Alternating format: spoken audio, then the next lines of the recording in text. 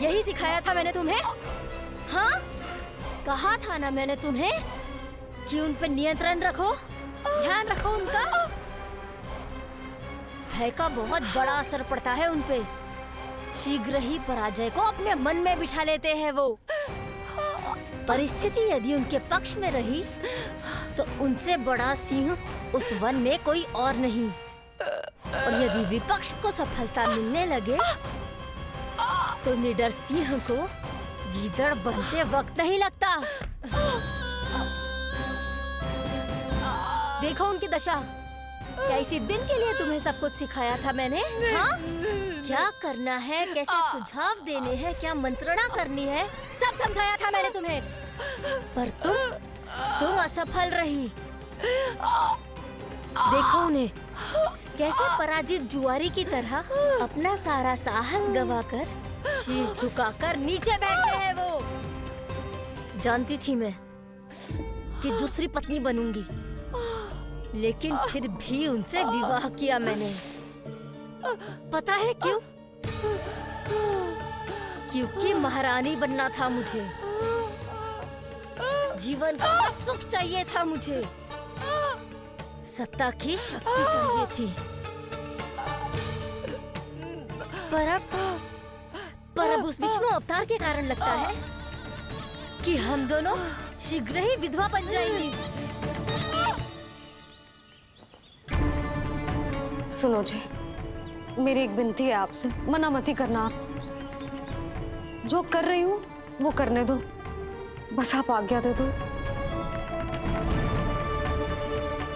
मैया ने निर्णय ले लिया है।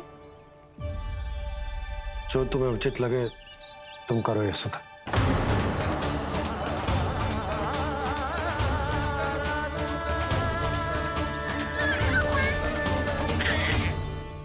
महाराज कंस की मृत्यु के बाद उनके सहयोगी मंत्री सेनापति हम दोनों के साथ क्या करेंगे? नोच कर खा जाएंगे वो हम दोनों को। और ये सब होगा तुम्हारे कारण अस्ति। क्षमा, मुझे क्षमा कर दो प्राप्ति। क्षमा कायरों की लज्जा होती है अस्ति। मुझे चाहिए साहस का शस्त्र और कुटिलता के अस्त्र। जानती हो मैं महाराज को क्यों नहीं संभालती? क्योंकि मुझे भय लगता है। महाराज से नहीं, अपने क्रोध से। क्योंकि बात अगर आगे बढ़ गई तो तलवारें मयान से बाहर निकल आएगी। या तो महाराज की मृत्यु होगी या तो मेरी। मुझे क्षमा कर दो प्राप्ति। बताओ मैं क्या करूं? तुम बस मौन धारण करो, मौन। अब कुछ कहना नहीं, करना पड़ेगा। महाराज कंस के आत्मविश्वास को फिर से जगाना होगा। उन्हें ये विश्वास दिलाना होगा कि वो मथुरा नरेश कंस है और वो कुछ भी कर सकते हैं, कुछ भी।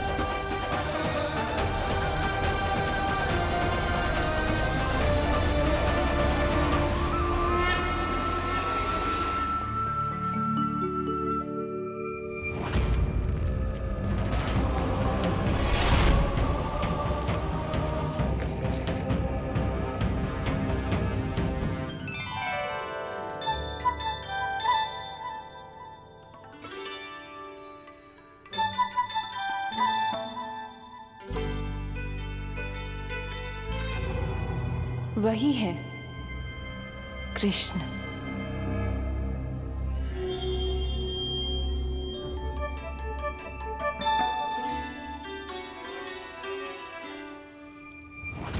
कितने वर्ष बीत गए तुम्हारी प्रतीक्षा में।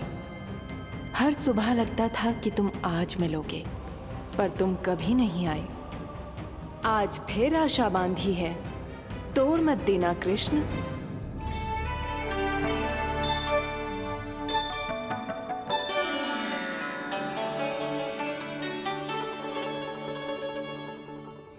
वर्षों से तुम्हारे लिए योजना बनाकर रखी है मैंने, आज उसे पूरा अवश्य करूंगी मैं। अपने वर्षों की प्रतीक्षा का अंत करूंगी आज। आओ कृष्ण, ये हाथ तुम तक पहुंचने के लिए तड़प रहे हैं। बाहर आओ।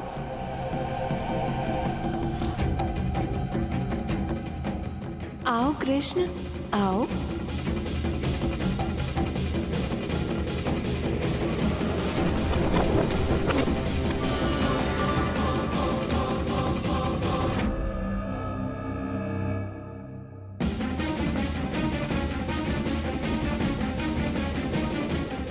आज भी निराश कर दिया। कब आएगा वो दिन जब तुम मेरी पहुंच में होगे? कब?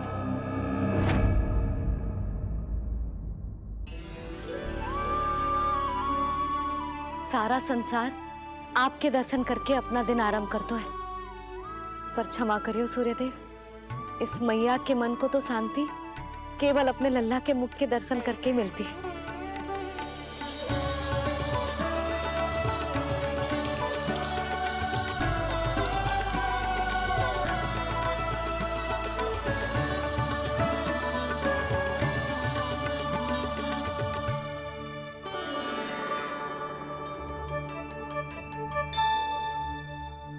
हे तुलसी मैया, आप तो इस मैया की दुविधा अवश्य समझोगे। आपको तो पता है ना, नित्य के जैसे आज भी कान्हा बाहर जाने के लिए हट करेगा, या फिर किसी ना किसी प्रकार से मुझे मनाने का प्रयास करेगा।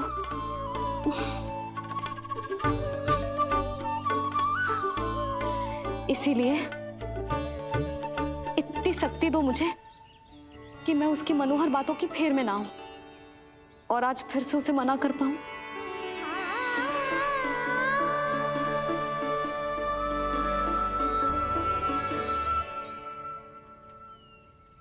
अब करेगी जसोदा अपने कान्हा के मुख के दर्शन और फिर खोलेगी अपनी आंखें। भोर हो गई कान्हा, चादर से बाहर निकल और अपनी प्यारी प्यारी मुस्कुराहट दिखा दे अपनी मैया को। मेरा मुंह देख के चिल्लाए क्यों? नहीं,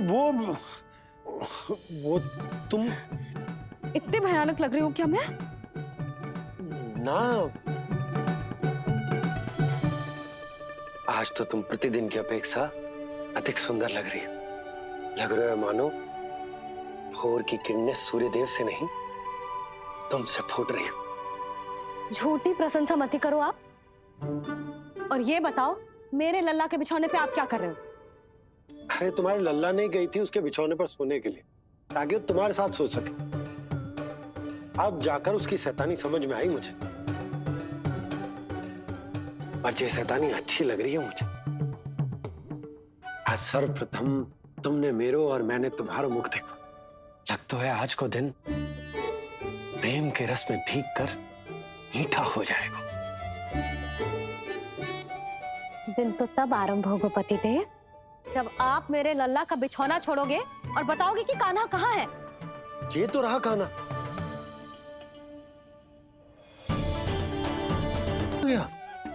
अच्छे से जानती हूँ मैं इस नटखट को। पहले सताएगो, फिर लुक्का छिपी खेलेगो अपनी मैया के साथ। अब आप क्या देख रहे हो? चलो उसे ढूंढने में मेरी सहायता करो। अरे चलो ना।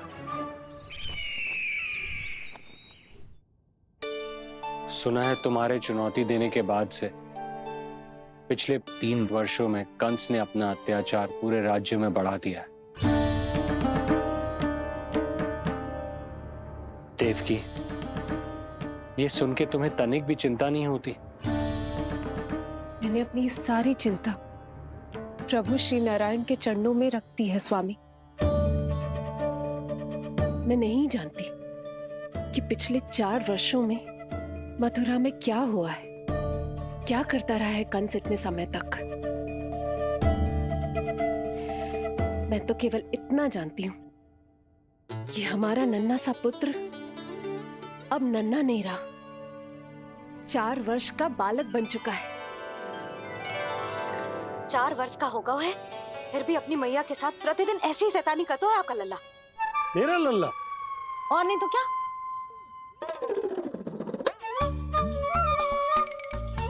अब क्या मुझे ताकते रहोगे कि उसे ढूंढोगे भी? जब मिलेगा तो मुझे ही। इतने वर्षों में ना इसके सारे छुपने के स्थान पता है मुझे। कान्हा! कहाँ छुप गए है जी आज? मिल क्यों ना रहो? लल्ला,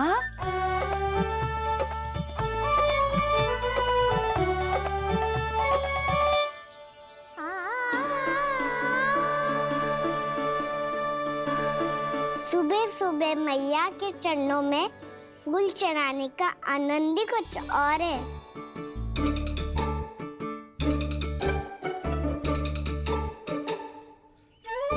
उसे पता था उसकी मैया यहाँ ढूंढेगी। देखो जी कितना प्यारा है मेरा लल्ला। मेरा लल्ला? और नहीं तो क्या। अच्छा, मतलब शैतानी करे तो लल्ला मेरा और प्यार उमड़े तो लल्ला तुम्हारा। वाह! आपसे तो बातें करा लो बस, उसे ढूंढने का दायित्व मेरा, और आप इससे अच्छा शांति से बैठ जाओ। ठीक है, तो मैं बैठ जाता हूँ।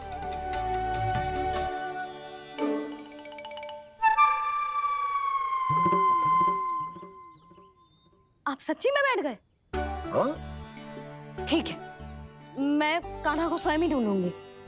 लल्ला, ये बाबा ने अच्छा करो, अब होगी मेरी योजना पूरी तरह से सफल।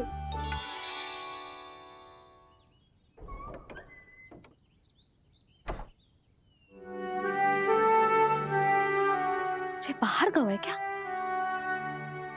ना ना, उसने आज तक बाहर की दिशा में पांव भी ना धरो है, तो आज क्यों जाएगा भला? पर जे कहो कहाँ है? वो क्या है? ये अंग वस्त्र है हमारे पुत्र के लिए।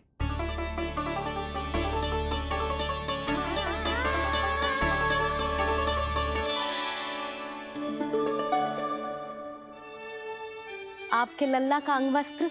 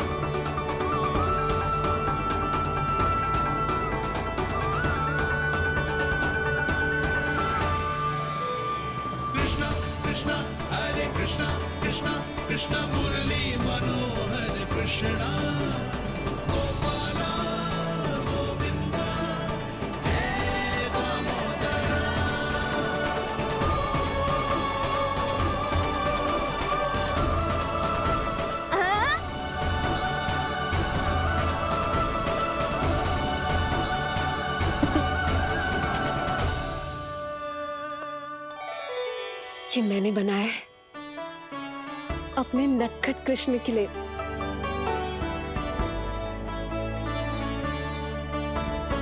पर ये उसे ठीक से आएगा? वो कैसा दिखता है, लंबाई कितनी है, ये तुम्हें कैसे पता? मुझे पता है स्वामी, मेरे मस्तिष्क के पटल पर उसकी छवि अंकित है। अपने हृदय में मैंने उसे बड़ा होते हुए देखा है। तब तो मुझे भी बताओ देवकी, कैसा है वो? कितना नटखट है वो देवकी? बहुत नटखट हो गए तू। अब तेरी जी शैतानी ना चलेगी, समझो। स्नान ध्यान करना है कि ना?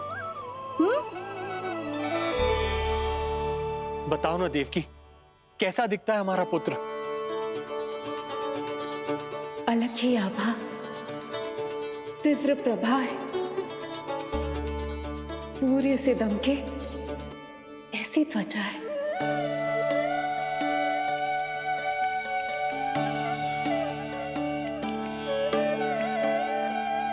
मुख सांवला है उसका, इतना सलोना कि कोई भी देखे तो मन आनंद से भर जाए। मैया जल इतना ठंडा क्यों होता है? ताकि मेरे लल्ला को स्नान करने में आनंद आए। केश घुंघराले इतने घने जैसे सावन की काली घटाएं, आंखों में तेज है इतना प्रबल जैसे खिल गए हो दो कमल। और बातें, जो दिखता है वो क्या है, क्यों है, कैसे, चाहे कि क्षण भर में सब जान जाए। जिज्ञासा इतनी कि चकित कर जाए। उसके प्रश्नों में जगत भर का कौतुक समाए। मैया और क्यों होती है? क्योंकि सूर्य देव रथ पर चढ़कर भ्रमण के लिए निकलते हैं। पर सूर्यदेव भ्रमण पे क्यों निकलते हैं? सारे प्राणियों को प्रकाश देने के लिए। सूर्यदेव का प्रकाश पीले रंग का क्यों होता है? क्योंकि मेरे लल्ला की धोती पीले रंग की है। अच्छा मैया, सूर्यदेव गोल क्यों होते हैं? क्योंकि मेरे लल्ला की बातें गोल गोल है, सीधा रहे।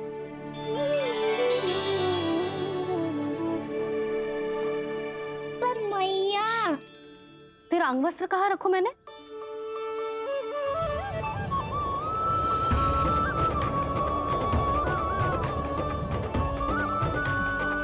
वस्त्र और आभूषण के साथ यही तो रखा था, कहाँ गया? कितना अच्छा होता यदि ये वायु उसे उड़ाकर मेरे कृष्ण तक ले जाती।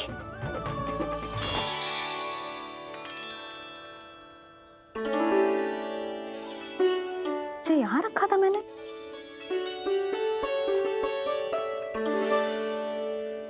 ये इतनी सुंदर कलाकारी, इस पर मेरी दृष्टि क्यों ना पड़ी?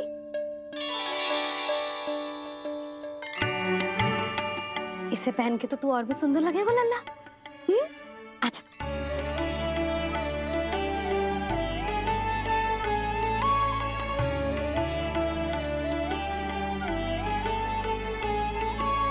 पर मैया, बस कान्हा, अब और प्रश्न। स्थिर रह और मुझे ये पहनाने दे।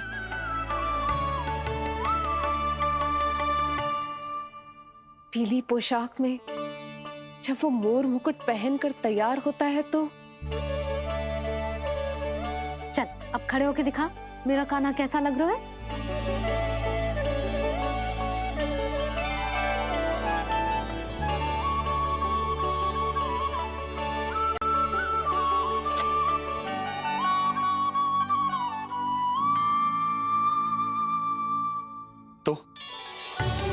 तो क्या देवकी, कैसा लगता है कृष्ण जब मोर मुकुट के साथ सज धज कर तैयार होता है?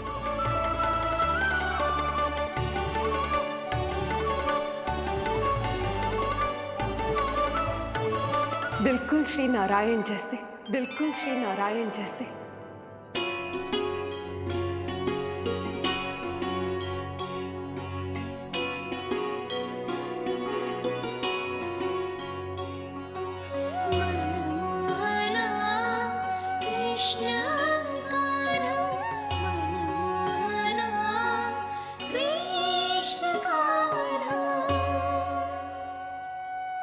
अद्भुत अनुपम मधुर मनोरम